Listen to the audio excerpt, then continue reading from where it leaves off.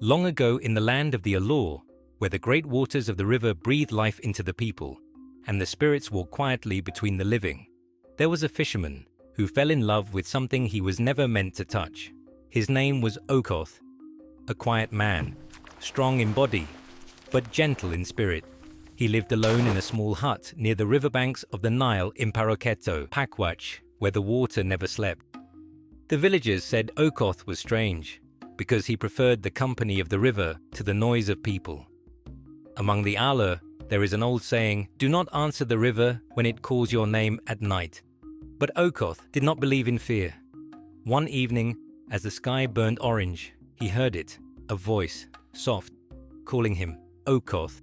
He turned slowly, and there, at the edge of the water, stood a woman.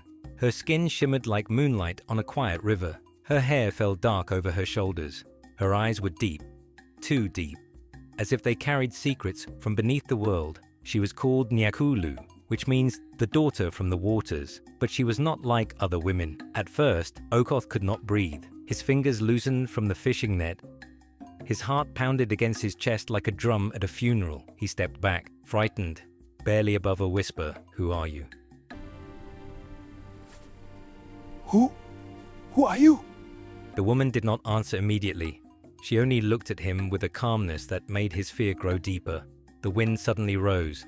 The reeds bent. The water trembled around her feet, though she herself stood still. Okoth wanted to run. In truth, every part of him screamed to run. But there was something in her face. Not wickedness, not rage, but sorrow. The sorrow of someone who had waited a very long time to be seen. "Do not fear me, Okoth." The moment she spoke his name, though he had never told it to her, a cold shiver moved down his spine. And yet, he did not run, because fear had entered his heart. After that night, Okoth tried to stay away. He told himself he would never return to that place. He repaired his nets in silence. He avoided the river after sunset. But every evening, when the sky turned red and gold, his heart pulled him back. And each time he returned, Nyakulu was there. At first, they spoke little. She would ask him about the world of human beings, about the laughter of children in the compound, about the sound of ngara, adungu, and drums during marriage feasts, about why old men sat beneath the tamarind, also called shwa tree, telling stories as though time belonged to them. Okoth began to answer. He told her of paroketto, of moonlit dances after harvest, of the smell of smoked fish and fresh cassava, of the respect shown to elders, of how, among the Allure, a guest must first be offered water before questions are asked, of how families gathered around the evening fire, while grandmothers told stories of ancestors, spirits, and clan honor. Nyakulu listened the way thirsty earth receives rain. And then, she began to speak too, not of where she came from, for that she guarded carefully, but of loneliness. She spoke of watching the living from afar, of hearing songs she could never join, of seeing homes lit with love, while she stood in darkness, with only the river for company. That was the first thing that touched Okoth's heart. She was beautiful, yes, more beautiful than any woman he had ever seen. But it was not beauty alone that drew him close. It was her sadness.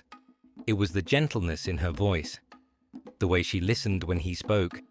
And Nyakulu, too, began to love him. Not because he was the strongest man in Paroketto, not because he was rich. He was not. She loved him because Okoth was kind. He was the first man who looked at her without greed, the first who did not try to possess what he did not understand, the first who sat beside her in silence, without demanding answers, the first who treated her not as a mystery to conquer, but as a soul to know. Night after night, their bond deepened. He brought her little things from the village, a string of beads, a carved bracelet, sweet roasted maize wrapped in leaves. She laughed when he tried to explain human courtship customs. She asked why men must pay bride price with cows and goats. Okoth teased her gently, saying, "If you were a woman of this world, even 10 herds would not be enough for you." For the first time in many years, Nyakulu laughed from the heart, and the river seemed to soften around them. Sometimes they sat in silence, shoulder to shoulder, watching moonlight dance on the water. That was how love came.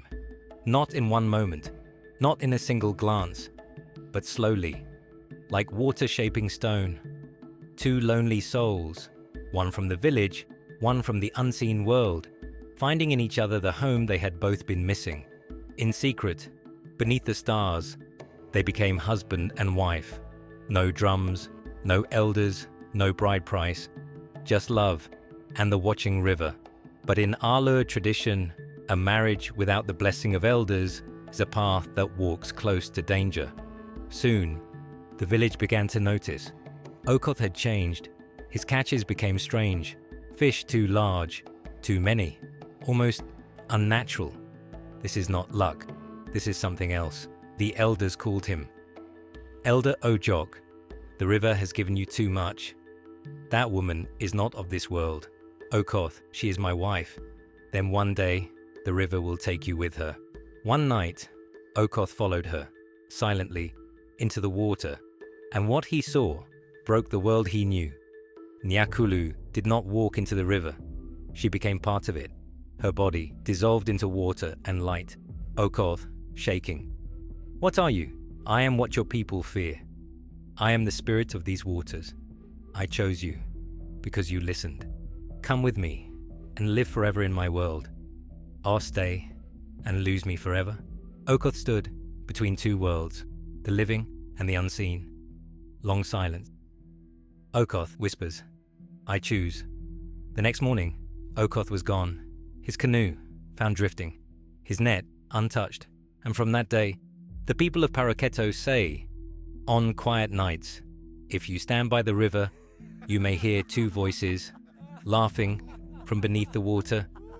Because some loves are not meant for this world. Would you choose love, even if it meant leaving the world behind?